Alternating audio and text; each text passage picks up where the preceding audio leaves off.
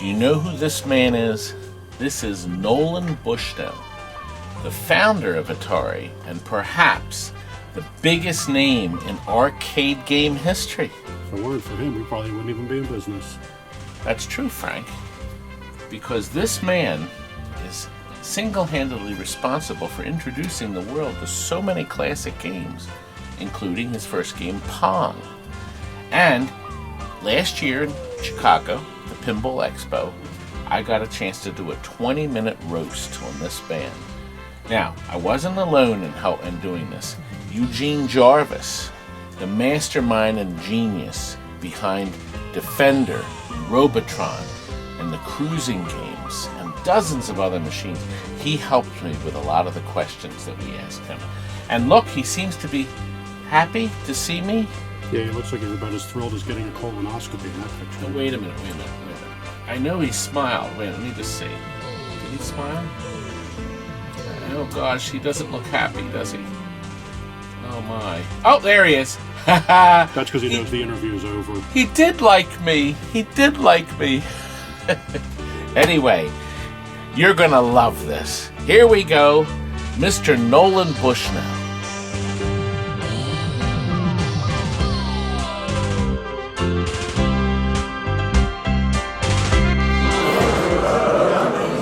While you're finishing eating up, folks, I want to introduce you to myself. I'm Todd Tuckey, and I'm so happy to see all of you here.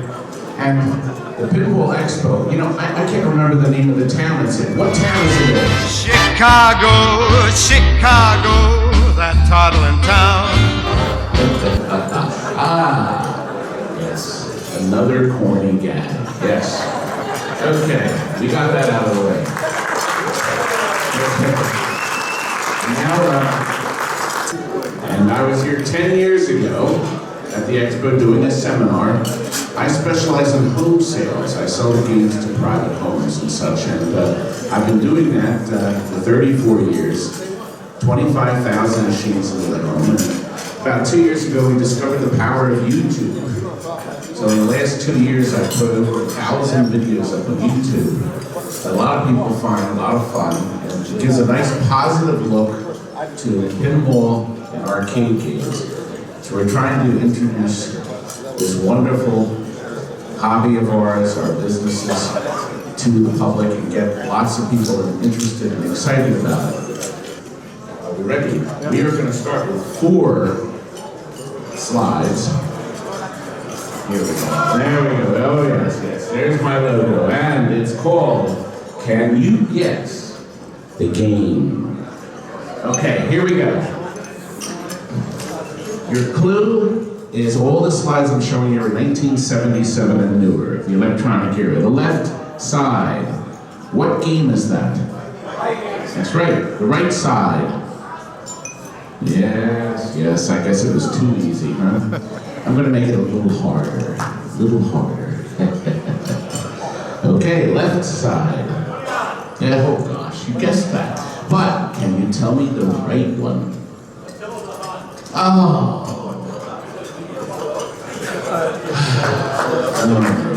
Okay. Now these should be easy. Left one?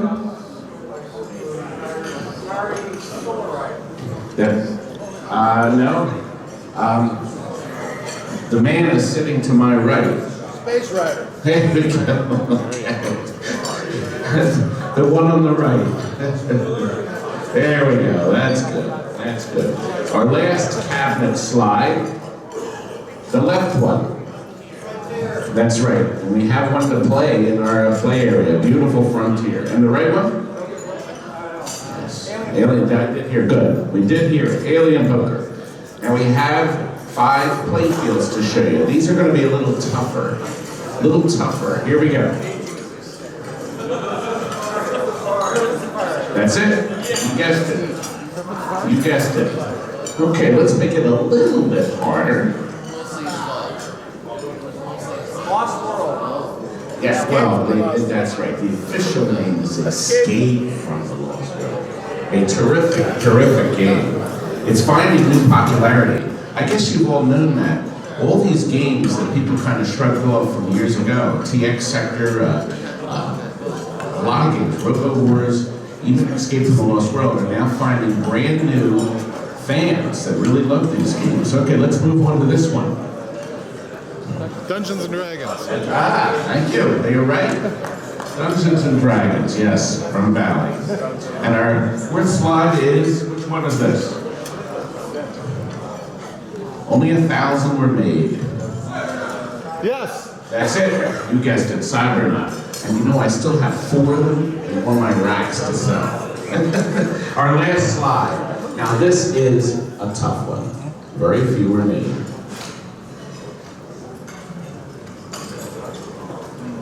It's a goblin. That's it. We rarely see lots of fun Excalibur. And our final Guess the Game are 2 slingshot sets. Now this is going to be very tough. They are digital games. Very tough. Nope. I'll give you a hint. There's a beautiful one for play in the play area. That's it. Starling. I also have one to show you. Conveniently, I had one to take a picture of. And how about this? Nobody's going to guess this. It is digital. Okay, I'll give you a hint. This pinball, nope. This pinball was made not to be sold by a distributor. It was sold to the homeowner to put it into a location and make money while you sleep. It was sold in the back of comic books. They had ads in the back of comic books. Okay, another hint. It runs on the Bally board system. Okay, there were approximately, they're guessing 300 made. It is this game based on a TV show. Hey, TV show license. Oh man, 1978. Somebody's got to guess it. Here it is. Black Sheep Squadron by the Astro Corporation. I got him.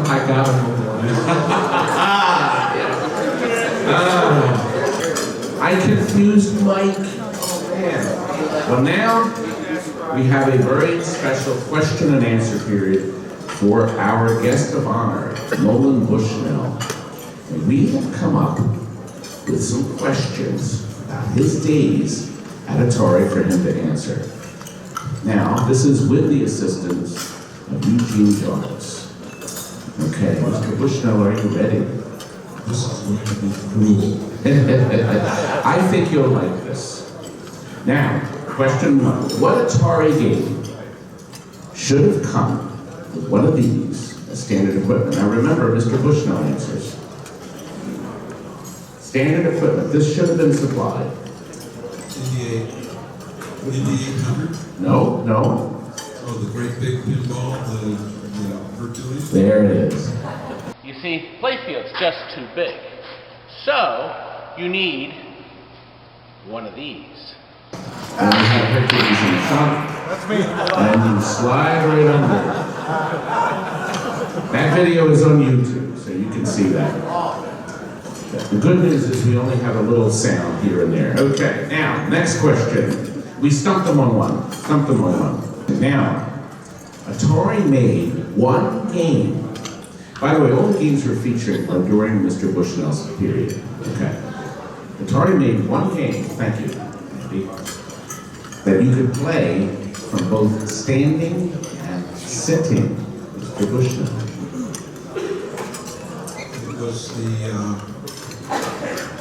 It was the fire truck game.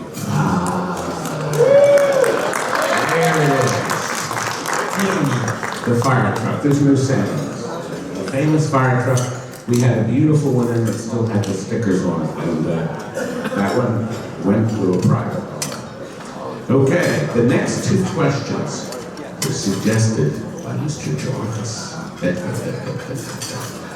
Here we go. Hemp Fiber, Mr. Bushnell, was utilized in the production of what Atari game? It's a trick question. I didn't write it. There was a lot of hemp used in Atari. That's right. All of them. And speaking of grass, why was the Atari Research Lab located in Grass Valley, California? Steve Mayer and Larry Emmons, two of the more bright engineers, hated Silicon Valley and wanted to move up to the foothills. And I said, you can go wherever you want and you've got a job. So they wanted to live in Grass Valley, and so that's why we started it. But it turns out that because it was in Grass Valley, everybody said, yeah, Grass Valley. And that's part of the mythology. I'm going to give you a yes on that because the correct answer, according to Mr. Jarvis, is, quote, it's all kind of blurry.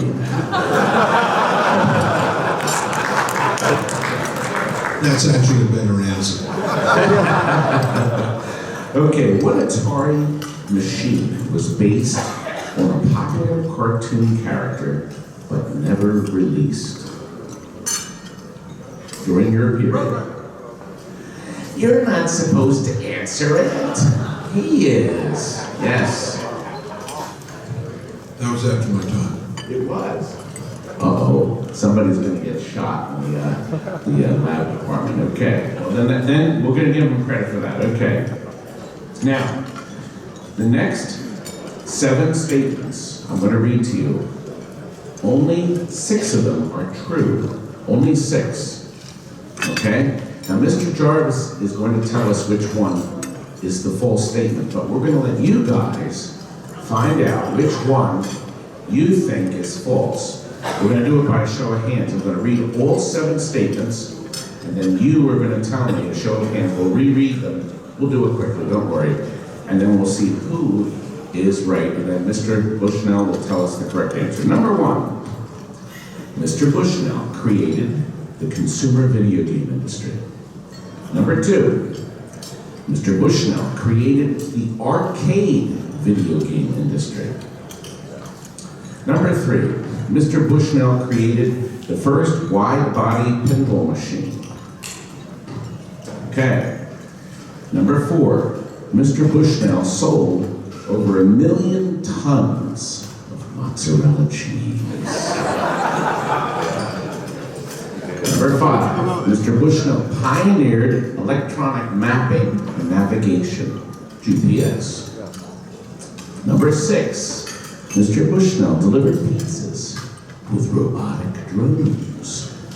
And finally, number 7, Mr. Bushnell was one of the first investors in Apple Computer. Okay, now, he's not going to answer yet. We're going to ask all of you now. How many of you think that Mr. Bushnell created the consumer video game industry? There's 1, 2, there's a couple. Good. Okay, number 2. Did he create the arcade video game industry? Is that false? I mean, false. I'm sorry, false. Not true. Boy, I moved that up. Number 3, Mr. Bushnell created the first wide-body pinball machine. Any of you think that's wrong? He keeps raising his hand. Okay. Did Mr. Bushnell sell over 1 million tons of cheese? Is that false? He didn't do it? Anybody think that's false? Okay. There's we got a couple. Did Mr. Bushnell pioneer electronic mapping and navigation? Is that false? We got one there that says it's false. Did Mr. Bushnell actually deliver pizzas with robotic drones? Is that false? How many people think that's wrong? Good. We've got 2. And finally, number 7. Was he the first investor in Apple computers? Is that false? Well, we got more hands. Well, Mr. Bushnell. There's actually several that are incorrect. Mr. Jarvis, your head's going to roll. I really believe that the first consumer video game title goes to Magnavox with the Odyssey game. Okay. Because though we started with computer space, which was 2 years before Magnavox. Magnavox actually hit the consumer market before the Atari Pong did. Okay. Number one, so that could be false. Okay. Okay. Probably is. Go ahead. The second false is that I did not invest in Apple. I could have had a third of Apple computer for $50,000. Okay. Now, there's a nuance there, because I supplied them the very first chips for the Apple I. That was a 6502, the same ones that we're using for the DCS. And Steve worked for us, and I just let him have some parts for free. So, is that an investment? Probably not. But I definitely turned down the third, which I actually regret, on that. 100 million tons of mozzarella is too much. Too much? It did say over 1 million tons. No, 1 million tons. 1 million tons. That's not a whole lot of pizza. Over a lot of period of time, I was just trying to go through the backwards mathematics of it. And I think that's over 10 years of Chuck E. Cheese. I don't know. It sounds like it is. I don't know. Okay, so probably makes sense.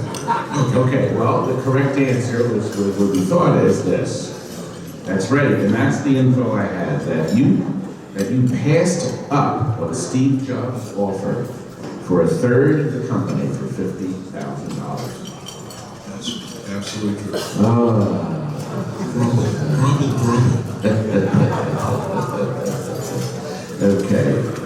Okay. Now this time, we're going to ask you, this will be your last big question here. We have 5 statements. Which of these 5 statements do you think is your worst mistake at Atari? Here we go. Number 1, making Steve Jobs take a shower. Number 2, proposing a rat for a mascot. Number 3, selling Atari to Warner Brothers. Number 4, losing Steve Ritchie to Williams. And number 5, putting the electronics into the bottom of a pinball machine. All of those are worthy nominations. For me, clearly selling to Warner was the worst thing, because, those bozos could not have organized, well, never mind, I won't go into that without profanity. Steve Ritchie left after I left, and so I can't take responsibility for that. And I think that Steve has always, in those days, needed a shower. So that was a really good idea, no matter what. And I forget, there was one more that I did. Proposing a rat for a mascot. That was actually a good idea. Okay, and that's not it. And how about putting the old electronics in the bottom? Boy, in the early days, electronics were really ill-suited for a pinball machine. And so wherever we put them, it would have been a mistake. I have another question for you. What was the alternative name for Pong? You came up with Pong, but what was the original title of the Pong game? It's a trick question too. We marketed in all the British colonies as Ping. And because in the UK, Pong means bad smell. And our distributor there came to us and they said, of course, you've got to market it under a different name. He says, would you want to go into a bar and see the word "fart" on the front of your game? So in the UK, Australia, New Zealand, and I actually think Canada too, we just Xerox the name ping on the game instead of Pong. Hey, there we go. And now the last question, the real last question. This fire extinguisher should have been shipped as standard equipment with which one of your games? I didn't come up with that question. There are actually several. The first one. Hercules. Oh, I was told this one. Oh, the Atarians. Yeah, that was a considered area. It was definitely incendiary. Okay. Anyway. Well, Mr. Nolan Bushnell has been described as an entrepreneur, an engineer, an extraordinary innovator, and named one of Newsweek's 50 Men Who Changed America. And did he stop after starting more than 20 companies? Well, now he's on board with a new company making educational software using video game technology that some say will be his biggest success of all. So now, let's take this moment to salute Mr. Bushnell and enjoy the rest of your dinner. Thank you.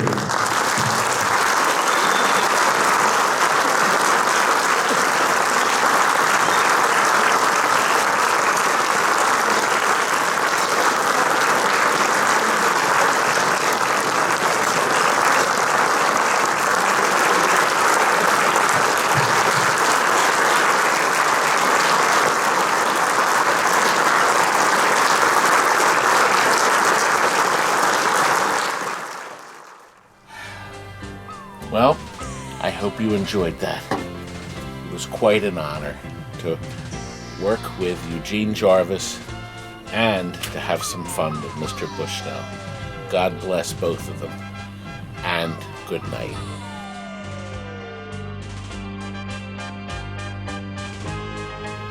Good night. Now hit the road!